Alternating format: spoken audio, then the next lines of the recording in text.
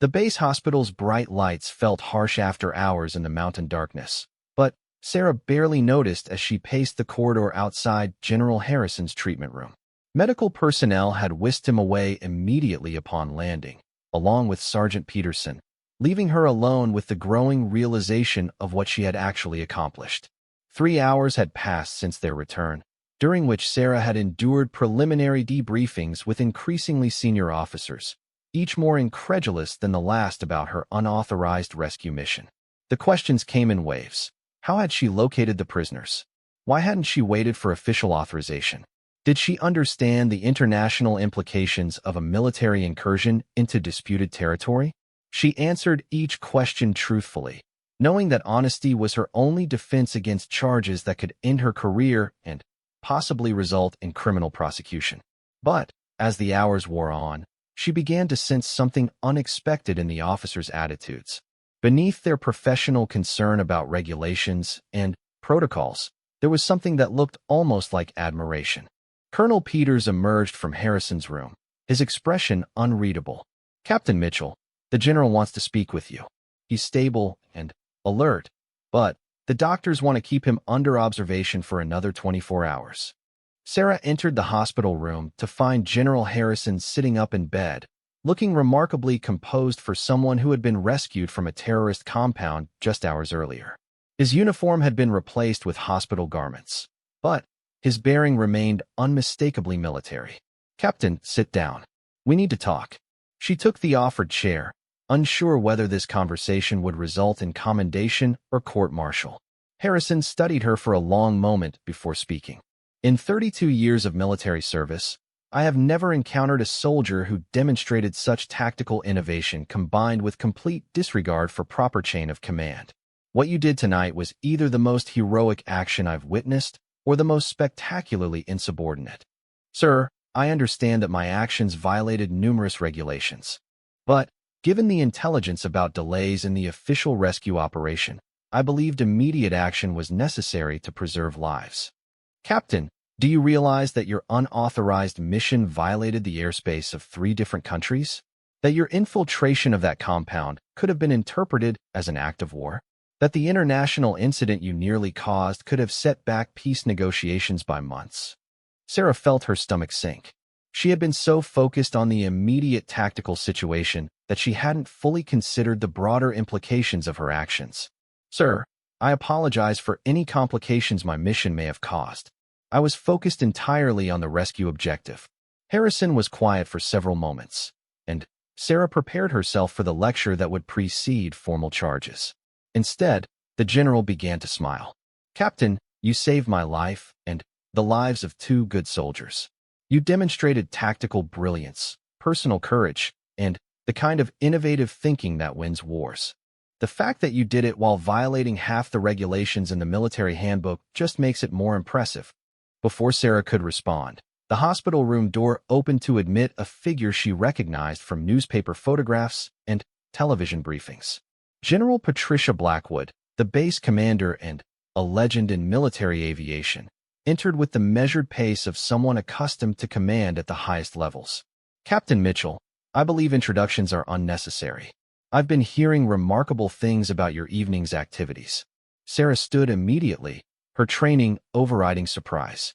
"General Blackwood, I understand there are serious questions about my conduct during tonight's operation." "Captain, sit down. This isn't that kind of conversation." Blackwood took the remaining chair, creating an oddly intimate setting for what Sarah had expected to be an official reprimand. "I've spent the last 4 hours reviewing your mission reports, interviewing the survivors you rescued, and dealing with very confused intelligence officers trying to figure out how one pilot accomplished what they were still planning to attempt." The older general leaned forward, her expression serious but not hostile. "Captain, in 28 years of military service, I have learned to distinguish between soldiers who break rules for personal gain and those who break rules to serve a higher purpose. Your actions tonight clearly fall into the latter category. Ma'am, I appreciate that assessment, but I understand that good intentions don't necessarily excuse violations of military discipline." "Captain, you're absolutely correct, which is why your actions will be subject to formal review and investigation. However, You should also know that General Harrison has already submitted a recommendation for the Distinguished Service Cross, the second highest military decoration for valor. The review board will have to balance regulatory violations against exceptional service to determine the final outcome. Sarah felt the room spinning slightly. The Distinguished Service Cross was an honor she had never imagined receiving, especially under these circumstances. Ma'am, I'm not sure I deserve recognition for a mission that violated so many procedures. General Harrison spoke from his hospital bed. Captain, military history is full of soldiers who achieved great things by knowing when to follow orders and when to follow their conscience. What you did tonight required both tactical expertise and moral courage. The fact that you were willing to risk your career to save lives speaks to exactly the kind of character we need in our military leaders. General Blackwood nodded agreement. Captain, your technical flying skills are already well documented. Single-handedly landing a fighter aircraft on unprepared terrain, modifying the cockpit for passenger transport, and executing a takeoff under maximum weight conditions, those achievements alone would be noteworthy. Combined with the successful infiltration and rescue operation, they represent exceptional performance under extreme conditions. The praise felt surreal after hours of expecting disciplinary action. Sarah struggled to process the disconnect between her fears and the reality of this conversation. General, what about the international implications Colonel Peters mentioned? The unauthorized border crossings and potential diplomatic complications. Captain, the compound you infiltrated was operated by a known terrorist organization that has been targeting military personnel for months. 3 governments have been cooperating to eliminate this threat, and your mission actually provided intelligence that accelerated their official operations. As of 2 hours ago, international forces raided 6 similar facilities based on information you gathered during your reconnaissance. The scope of the broader operation was news to Sarah. She had focused so intently on the immediate rescue mission that she hadn't considered how her intelligence gathering might impact larger strategic objectives. Ma'am, I wasn't aware my mission contributed to a larger operation. Captain, that's because you were executing a tactical rescue while we were managing strategic intelligence operations. Your unauthorized mission succeeded because you understood the military situation on the ground better than our intelligence analysts understood it from their desks. Sometimes the best intelligence comes from soldiers willing to see for themselves. General Harrison shifted in his hospital bed, wincing slightly from injuries that were more extensive than he had initially revealed. Captain, I want you to understand something important. The official rescue mission you preempted would have involved a full company of special operations soldiers, helicopter gunships, and artillery support. The casualties on both sides would have been significant, and the chances of prisoner survival were less than 30%. Your approach achieved the same objective with 0 friendly casualties and minimal enemy contact.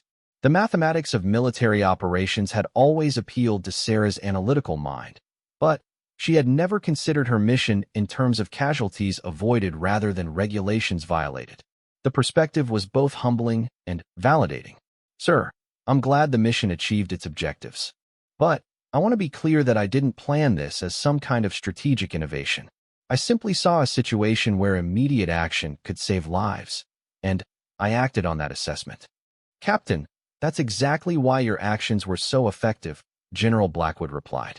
Military doctrine exists to provide structure and guidance, but it can't account for every situation. The ability to analyze unique circumstances and adapt accordingly is what distinguishes exceptional soldiers from merely competent ones. A knock on the door interrupted the conversation, and Colonel Peters entered with the expression that mixed professional duty with personal satisfaction. General Blackwood, I have updates on the international response to last night's operations. Captain Mitchell's intelligence has been confirmed by ground forces that secured the compound. They recovered critical information about the terrorist network structure and operations. He turned to Sarah with something approaching respect. Captain, your reconnaissance identified 3 other facilities that intelligence analysts had missed entirely. The information you gathered during your infiltration has already prevented 2 planned attacks on military convoys. The revelation added another dimension to Sarah's understanding of her mission's impact. She had focused entirely on rescuing General Harrison, but Her actions had apparently disrupted a much larger terrorist operation. The responsibility felt overwhelming.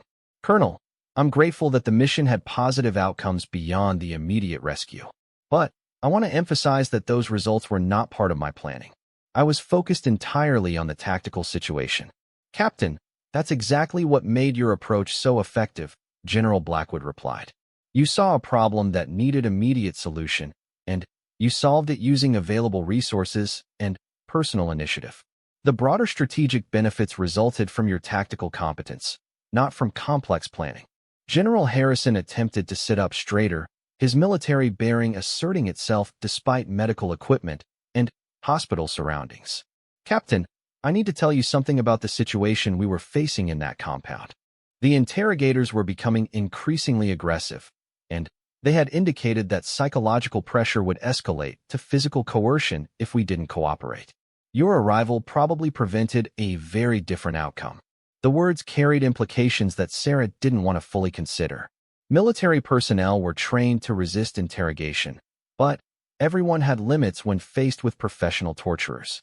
Her unauthorized mission had interrupted that process before it reached its inevitable conclusion.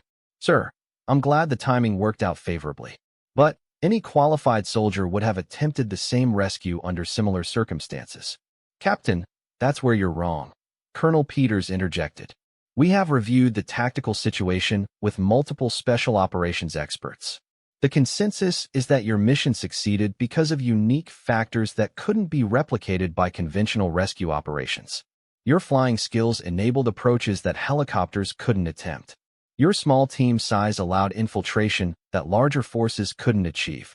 Your improvisation adapted to changing conditions in ways that planned operations couldn't match. The analysis was both gratifying and humbling.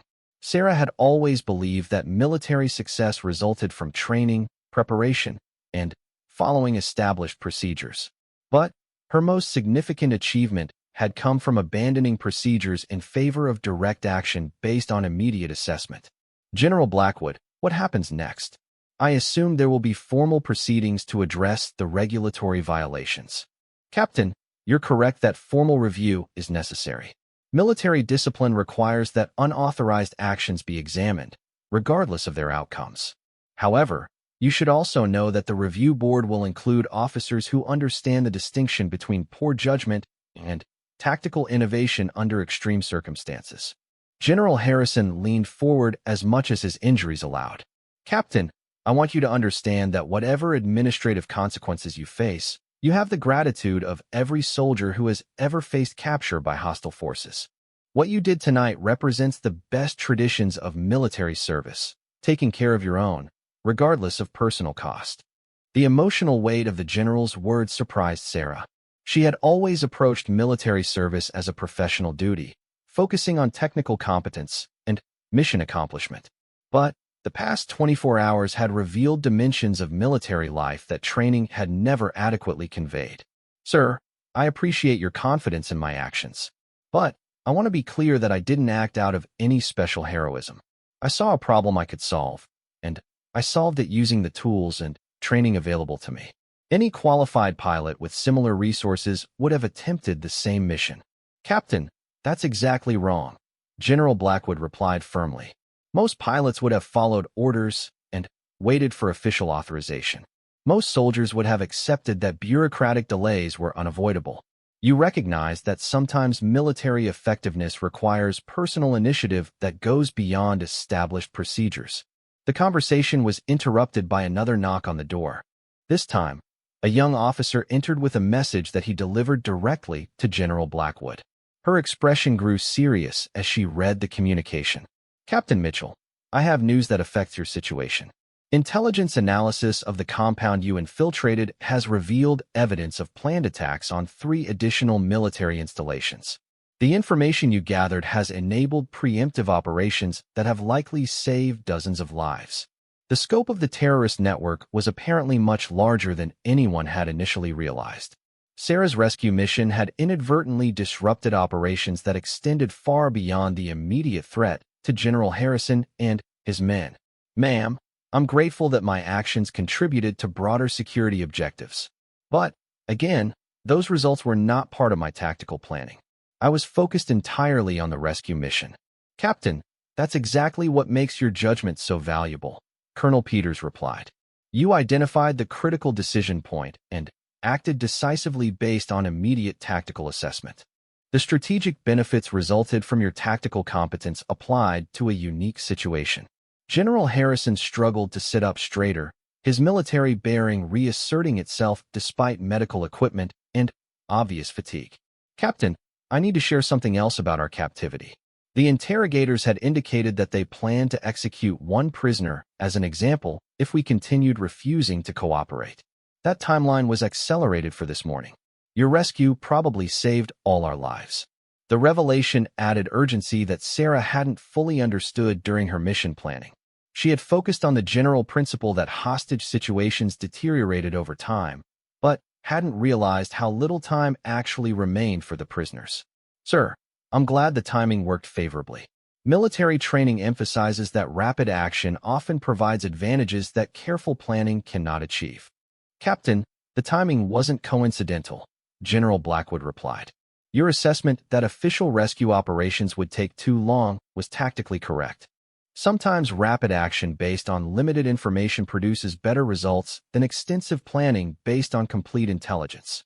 The discussion continued for another hour, covering technical aspects of the mission, broader implications for military doctrine, and administrative procedures that would govern the formal review process.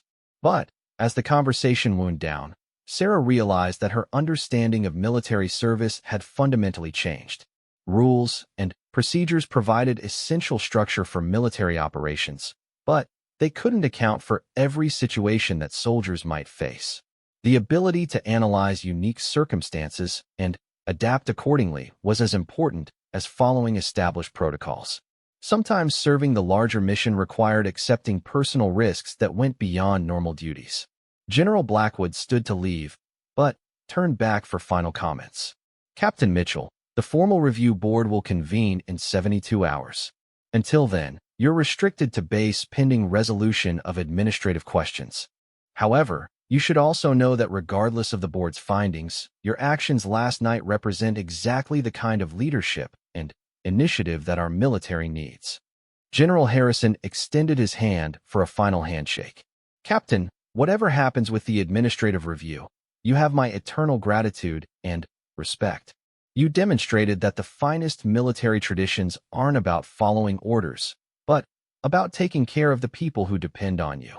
As Sarah left the hospital and walked across the base toward her quarters, she reflected on how completely her life had changed in less than 24 hours. Yesterday, she had been a competent fighter pilot focused on routine missions and career advancement.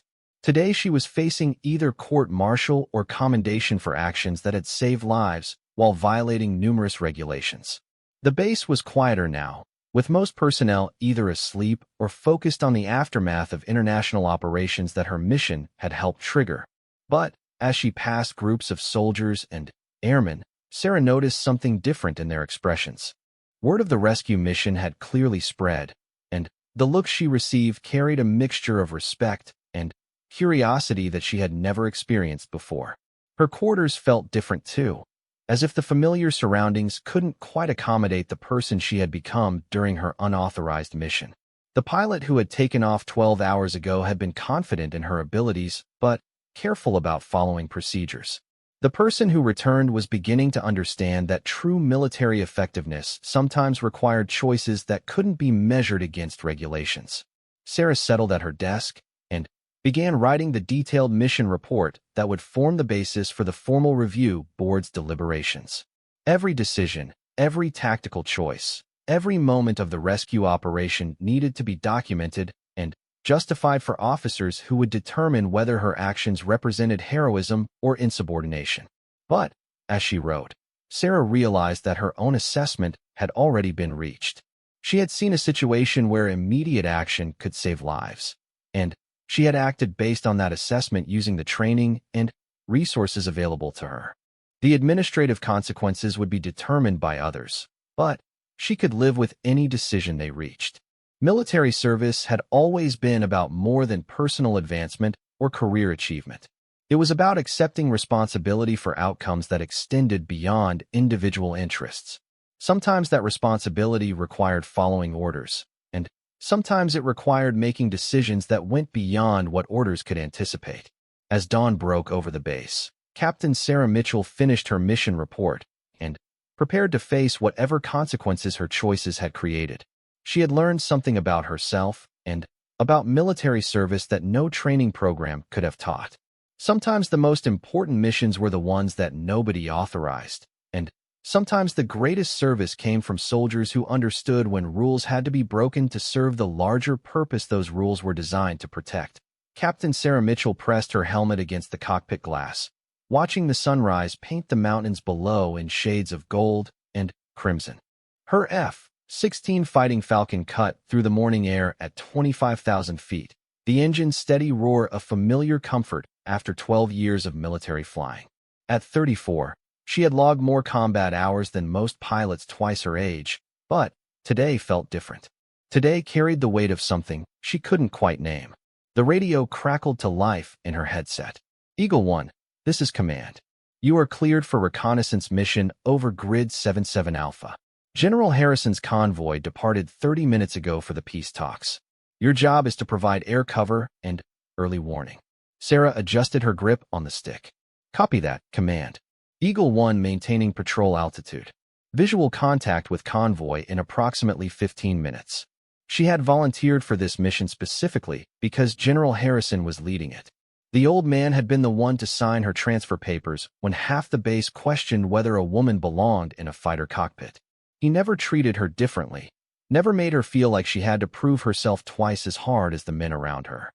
When others whispered about special treatment or lowered standards, Harrison simply pointed to her mission success rate and told them to focus on their own flying. The landscape below shifted from mountainous terrain to rolling hills dotted with small villages. Intelligence reports indicated this region had been quiet for months, but Sarah knew how quickly that could change.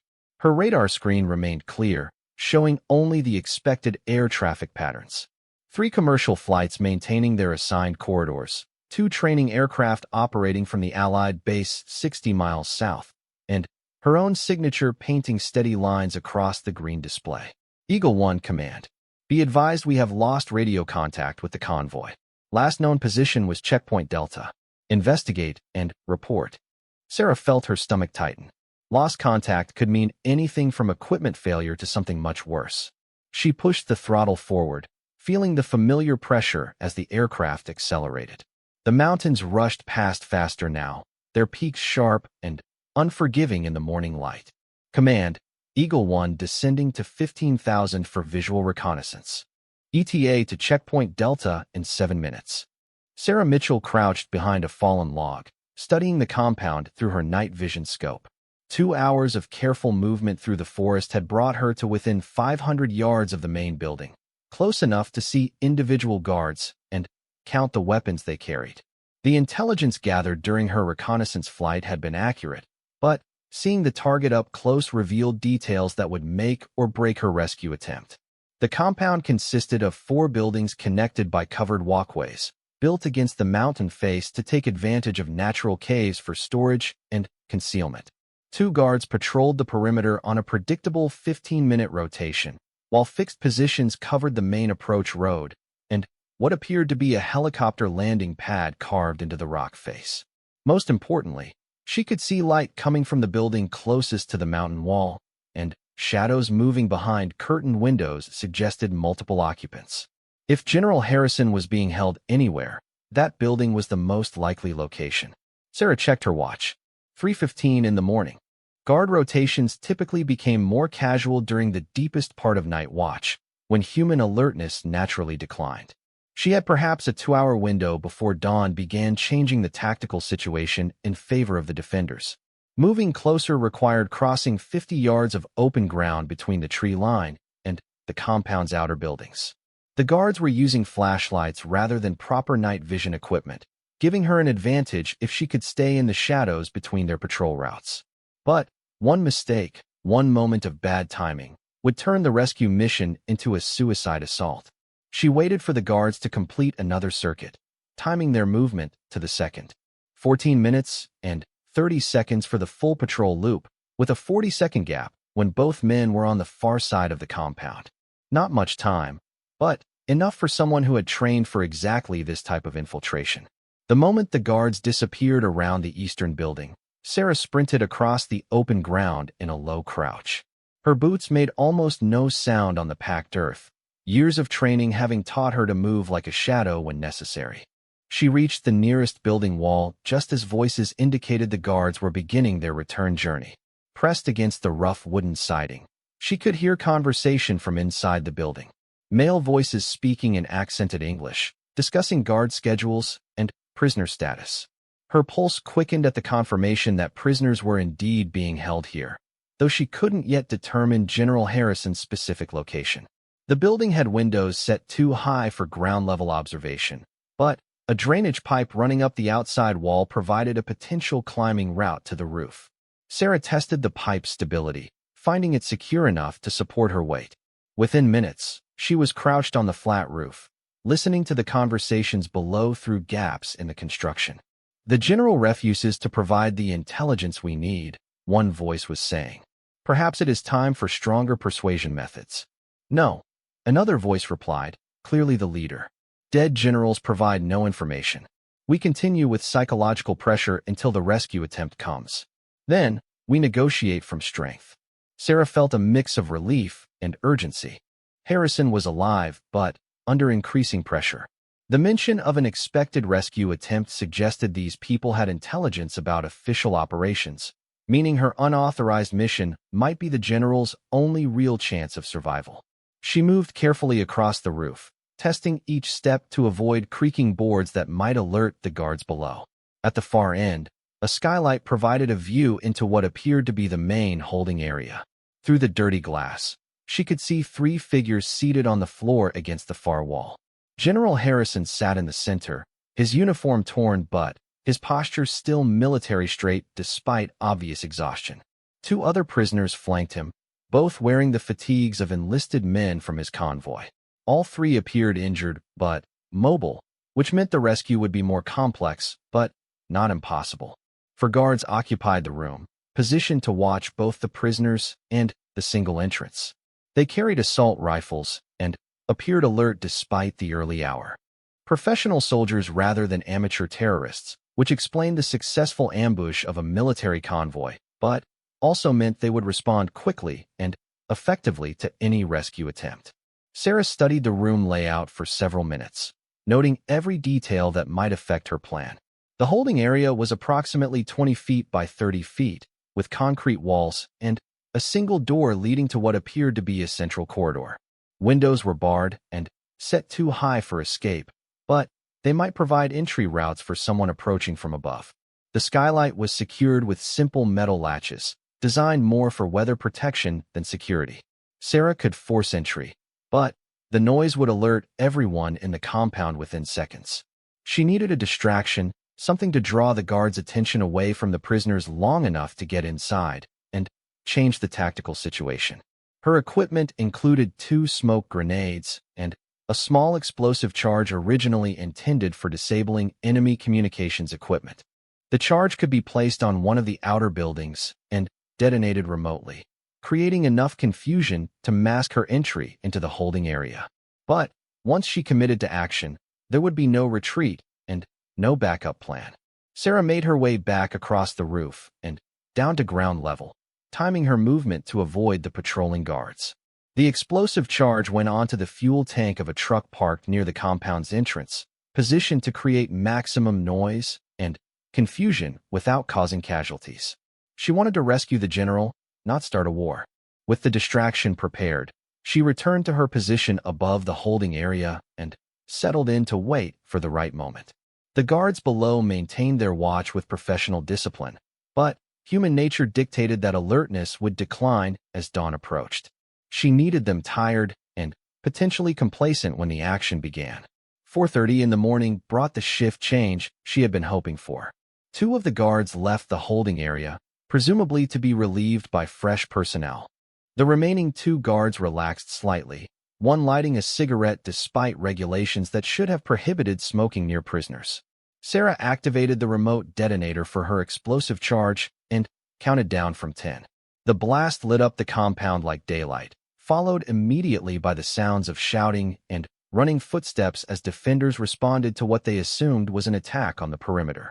She waited exactly 30 seconds before forcing the skylight latches and dropping into the holding area. The two remaining guards spun toward the sound, but were already at a fatal disadvantage. Sarah's training took over, muscle memory, and thousands of hours of practice translating into precise, economical movements. The first guard went down to a perfectly placed pistol shot to the center of mass. The second managed to raise his rifle before a second shot dropped him beside his companion. Both men were unconscious rather than dead. Headshots would have been more certain, but Sarah's rules of engagement emphasized minimum force necessary to accomplish the mission. "General Harrison, we need to move immediately," she said while cutting the zip ties that secured the prisoners. "I'm Captain Mitchell from the 23rd Fighter Squadron. Emergency extraction is standing by." Harrison looked at her with a mixture of surprise and professional assessment. "Captain, I hope you have more of a plan than just the two of us against an entire compound of hostiles." "Sir, my aircraft is 3 miles north of here. We can reach it if we move quickly while they're still responding to the diversion." Sarah helped the other two prisoners to their feet, noting that both were injured but mobile. "Can these men travel? Sergeant Peterson has a broken arm, and Corporal Williams took shrapnel in the leg during the ambush. But we can all move if necessary." The sounds of shouting and vehicle engines were getting closer as the compound's defenders organized their response to the explosion. Sarah knew they had perhaps 5 minutes before someone thought to check on the prisoners and discovered the escape in progress. "Sir, we move in single file with me on point. Stay low, stay quiet, and follow my lead exactly. These people are professionals, and they'll be looking for us within minutes." She led the group out of the holding area through the door she had observed during her reconnaissance. The corridor was empty, but showed signs of recent activity, abandoned coffee cups, and scattered paperwork indicating that personnel had left quickly to respond to the emergency outside. The compound's main entrance was blocked by vehicles and armed defenders, exactly as Sarah had anticipated. But her reconnaissance had identified a secondary exit through the cave system that connected to the natural mountain passages. Getting there required crossing the central courtyard, a move that would expose them to observation from multiple positions. Sarah studied the courtyard through a window, counting muzzle flashes and vehicle positions as the defenders continued searching for attackers who didn't exist. The diversion was working perfectly, but it wouldn't last much longer. Soon someone would realize the explosion had been a feint and begin looking for the real objective. "General, I need 30 seconds to clear the path to that cave entrance. When I signal, move fast, and don't stop until you reach the rocks." Before Harrison could object, Sarah was outside and moving toward the two guards positioned near the cave mouth. Her approach used every shadow and piece of cover available, closing the distance while their attention remained focused on the supposed external attack. The first guard never knew what hit him. A precise strike to the base of his skull dropped him silently to the ground, his rifle clattering against the rocks. The second guard turned at the sound but found himself staring down the barrel of Sarah's sidearm. "Don't move, and you live through this," she whispered in English, hoping he understood enough to make the smart choice. The man's eyes showed intelligence and calculation before he slowly raised his hands in surrender. Sarah used his own zip ties to secure him next to his unconscious partner, then signaled for the general and his men to join her at the cave entrance. The passage led into natural limestone formations that honeycombed the mountain, providing concealment and multiple route options for reaching her aircraft. "Captain, this is either brilliant or completely insane," Harrison said as they entered the cave system. "I'm not sure which, but I appreciate the effort." "Sir, sometimes the book doesn't have the right answers. We adapt and overcome." The cave passages were darker than the compound, but easier to navigate with the help of Sarah's tactical flashlight. She had studied geological surveys of the area during mission planning, noting that these formations connected to the valley where her aircraft waited. The route would take longer than a direct cross-country movement, but it offered concealment that could mean the difference between escape and capture. 20 minutes of careful movement through the limestone passages brought them to a natural opening that overlooked the meadow where Sarah had landed her F-16. The aircraft sat exactly where she had left it, showing no signs of discovery by hostile forces. But dawn was beginning to lighten the eastern sky, and daylight would make their escape much more dangerous. General, have any of your men ever flown in a fighter aircraft? Harrison looked puzzled. Captain Peterson has some civilian flying experience. What? Sir, that's an F-16 down there, and it's our ride home. It's designed for single-seat operation, but we can modify the configuration for emergency passenger transport. It won't be comfortable, but it'll get us out of here. The three men stared at the aircraft with expressions ranging from amazement to concern. Sarah couldn't blame them. Asking injured soldiers to squeeze into a fighter cockpit designed for one person was far from standard procedure. But standard procedures hadn't rescued them from the compound, and standard procedures wouldn't get them home safely. Captain, that aircraft represents about $30 million of taxpayer money, Harrison said carefully. Are you authorized to use it for this type of mission? Sarah met his gaze directly. Sir, I am not authorized for any part of this operation. But I wasn't authorized to let you die in that compound either. We can discuss my court-martial after we get you home safely. The general studied her for a long moment before nodding slowly. Then, I guess we'd better make sure this works. Lead the way, Captain. They moved down the mountain slope toward the aircraft, Sarah constantly scanning for signs of pursuit from the compound. The explosion and confusion would only delay organized search efforts for so long. Once the defenders realized their prisoners were missing, they would expand their search radius and probably discover the aircraft within hours. The F-16's cockpit modifications took 15 precious minutes, with Sarah removing non-essential equipment and safety gear to create space for passengers. It was dangerous and violated numerous regulations, but military aircraft were built with emergency modifications in mind. With careful positioning, she could accommodate the general and one injured soldier behind her seat. Sir, Sergeant Peterson will fly with us. The corporal will have to wait for the official rescue team. Captain, I'm not leaving one of my men behind. General, with respect, physics doesn't negotiate. That aircraft can barely carry 3 people, and only if one of them weighs less than 160 pounds. We take everyone, we crash. We take 2, we get home, and send help for the 3rd. It was a brutal calculation, but Sarah had learned long ago that successful military operations required hard choices based on mathematical reality rather than emotional preferences. Harrison understood this too, even though accepting it clearly caused him pain. Corporal Williams settled the debate himself. Sir, my leg's not good enough for running anyway. Take the sergeant and send the cavalry back for me. I'll be fine until then. Sarah gave Williams her emergency radio and enough supplies to last 72 hours. Corporal, find a good hiding spot and maintain radio silence unless you're in immediate danger. Help is coming. The young soldier nodded and moved off toward the tree line, already selecting a concealment position with the tactical awareness that had kept him alive through the ambush and captivity. Sarah felt a pang of guilt at leaving him behind, but it was the right decision for mission success. General Harrison squeezed into the modified passenger space with the uncomplaining endurance of someone who had spent decades in uncomfortable military situations. Sergeant Peterson, despite his broken arm, managed to fit into the remaining space behind the pilot's seat. The arrangement violated every safety regulation Sarah could think of, but it was functional. Gentlemen, this is going to be an interesting flight. Stay braced for high G-forces during takeoff, and don't touch anything that looks important.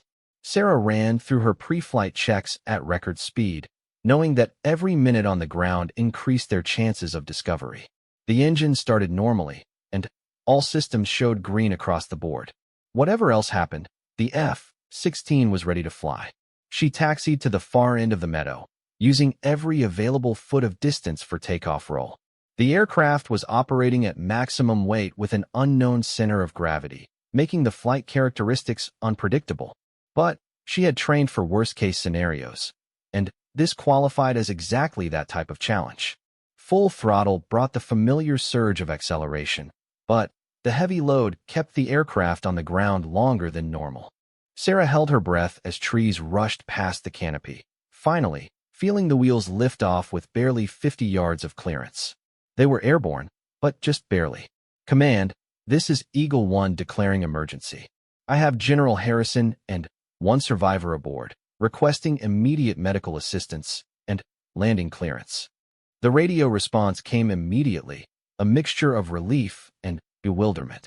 Eagle 1, confirm you have General Harrison aboard your aircraft. How is that possible? Command, it's a long story. We'll discuss it during debriefing. Right now I need medical personnel standing by and clearance for immediate landing. As the base appeared ahead, Sarah realized that her military career was probably over. Unauthorized missions, theft of government property, violation of numerous regulations. The list of charges would be extensive. But, as she looked back at General Harrison's exhausted but grateful face, she knew she had made the right choice. Some decisions couldn't be measured against regulations and procedures. Some situations demanded action based on deeper principles than military discipline. Whatever consequences she faced for tonight's mission, Sarah Mitchell could live with them. The alternative, living with the knowledge that she could have acted but chose not to, would have been much worse. She ran through her mental checklist, fingers dancing over switches and dials with practiced precision. Weapons systems armed, but safety locked. Camera equipment active for intelligence gathering. Emergency frequencies monitored. Everything by the book, just as Harrison had taught her during her first deployment years ago. The radio remained silent except for routine chatter from distant aircraft. Sarah found herself straining to hear any transmission from the convoy, any sign that this was just a communication problem. But, as she approached the coordinates, a sick feeling began growing in her chest. Checkpoint Delta came into view through the scattered clouds below. What she saw made her blood run cold. 3 military vehicles sat motionless on the mountain road, their doors hanging open like broken wings. Black smoke rose from the lead vehicle, and she could see bodies scattered around the convoy. No movement. No survivors waving for help. Command, Eagle 1. I have visual on the convoy. Multiple vehicles disabled, heavy damage visible. No signs of life. Repeat, no survivors visible from altitude. Eagle 1, maintain overwatch. Search and rescue teams are being scrambled. Sarah banked her aircraft into a tight circle, keeping the convoy in sight while scanning the surrounding terrain.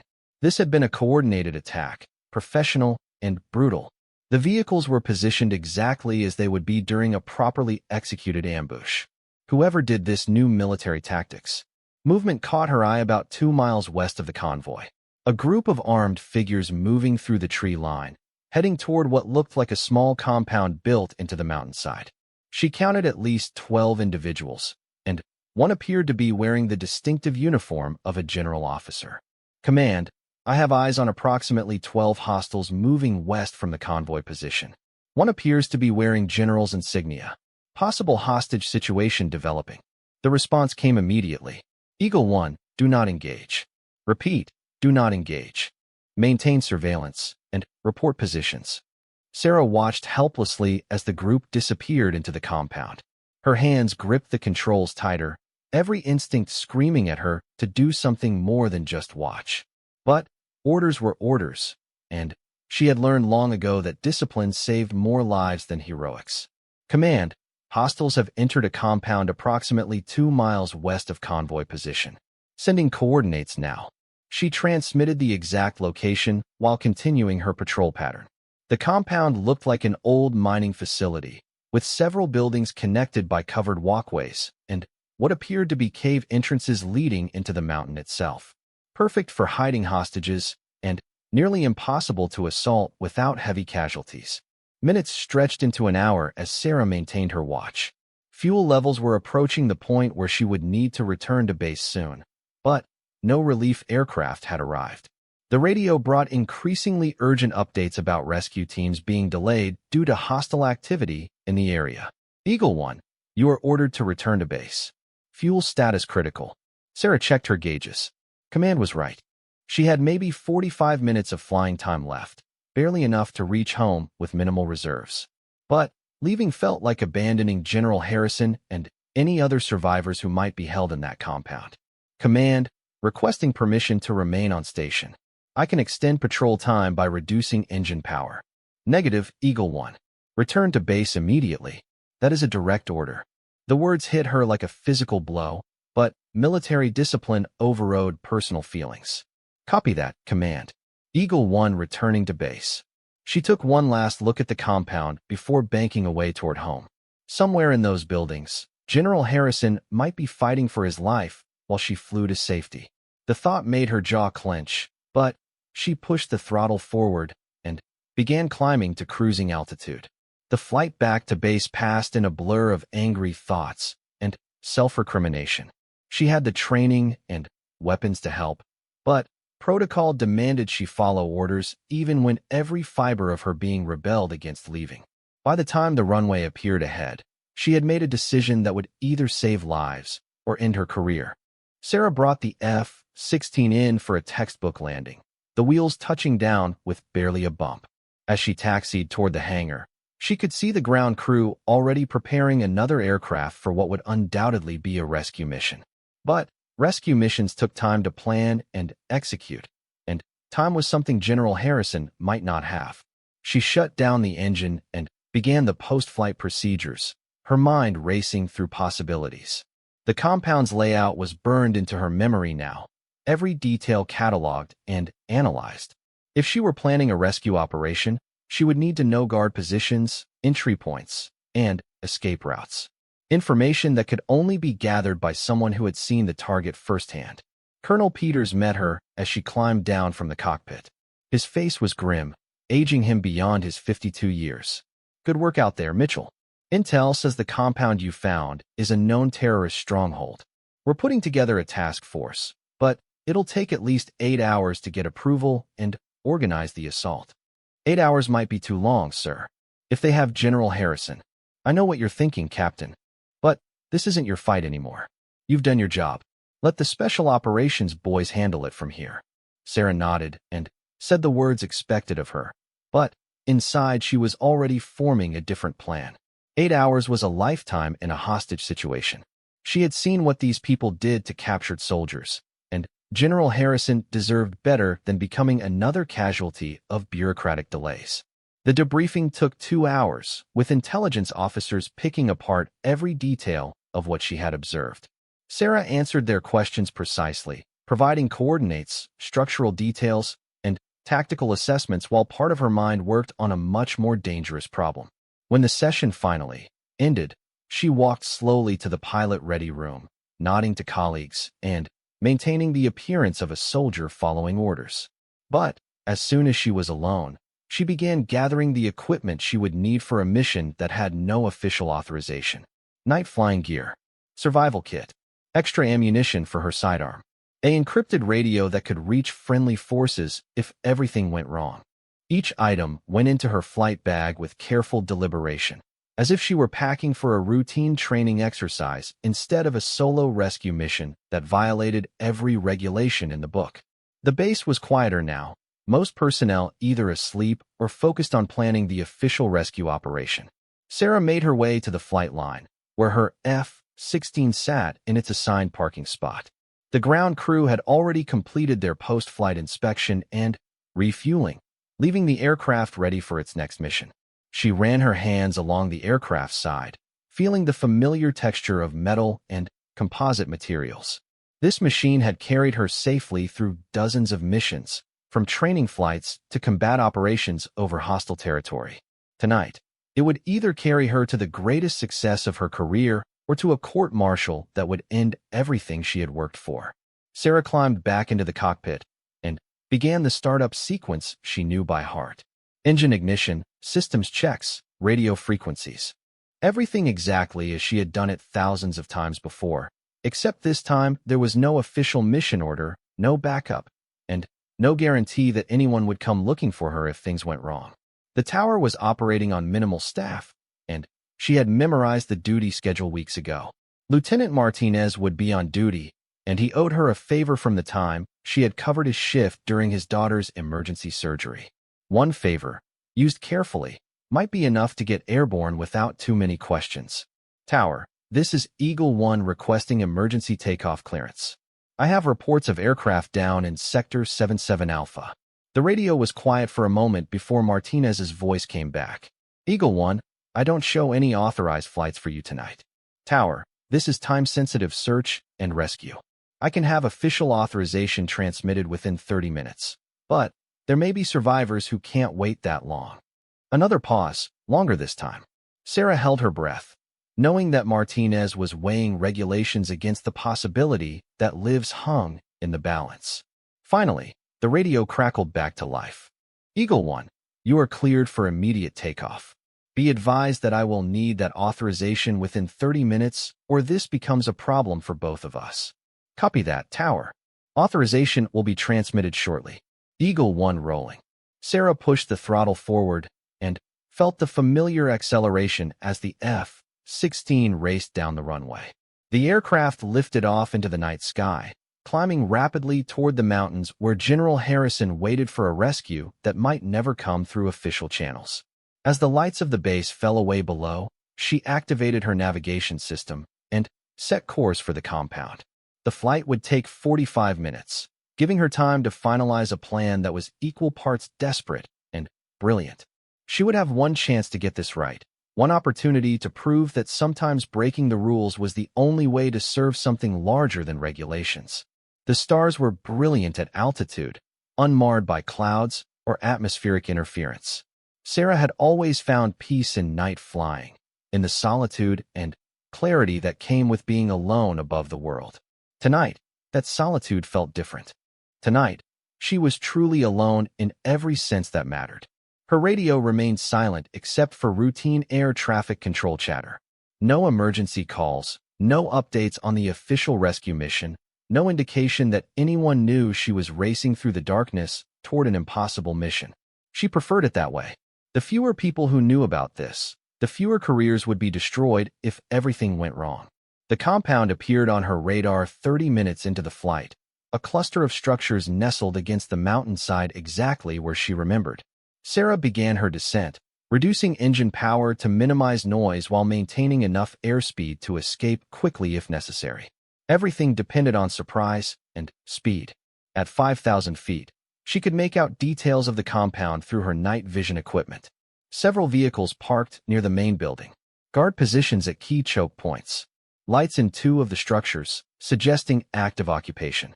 Most importantly, no signs of heavy anti-aircraft weapons that could threaten her approach. Sarah selected a landing zone about 3 miles from the compound, a flat section of mountain meadow that looked smooth enough to handle an emergency landing. The F-16 wasn't designed for unprepared surfaces, but her training had included scenarios much worse than this. If she could get the aircraft down in one piece, the rest would depend on her skill as a soldier rather than a pilot. The final approach required every bit of flying ability she possessed. With no runway lights or ground guidance, she relied on radar altimeter readings and visual references to gauge her descent rate. The meadow rushed up toward her faster than she liked, but there was no time for a second attempt. The main landing gear touched down hard, bouncing once before settling firmly on the uneven ground. Sarah immediately reversed thrust and applied maximum braking, feeling the aircraft shudder as it fought to stop before reaching the tree line. The F-16 finally came to rest just 50 yards from the forest edge, its engine winding down to silence. She sat in the cockpit for a moment, listening to the night sounds around her and ensuring that her arrival had gone unnoticed. No searchlights, no vehicle sounds, no indication that the compound's defenders had detected her presence. So far, the impossible was working exactly as planned. Sarah gathered her equipment and climbed down from the aircraft, feeling her boots sink slightly into the soft mountain soil. The air was thin and cold at this altitude, carrying the scent of pine trees and snow from the higher peaks. She activated her GPS unit and confirmed her position relative to the compound, then began moving through the forest with the careful precision of someone who understood that a single mistake would mean capture or death.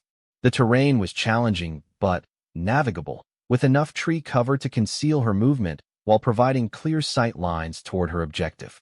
She had memorized satellite imagery of the area during her earlier reconnaissance, noting every path and potential obstacle. Now that knowledge guided her through the darkness toward a confrontation that would define the rest of her life. 3 miles of mountain forest lay between her and the compound where General Harrison waited for rescue. 3 miles of hostile territory, unknown threats, and challenges that no training manual had ever adequately prepared her for. But as she moved deeper into the forest, Sarah Mitchell felt more certain of her purpose than she had in years. This was what she had trained for, what all those hours of combat flying and survival training had been leading toward. Not the routine missions or training exercises, but this moment when everything she believed about duty and honor would be tested against impossible odds. Whatever happened next, she would face it as a pilot, a soldier, and someone who refused to abandon a fellow warrior to an unknown fate.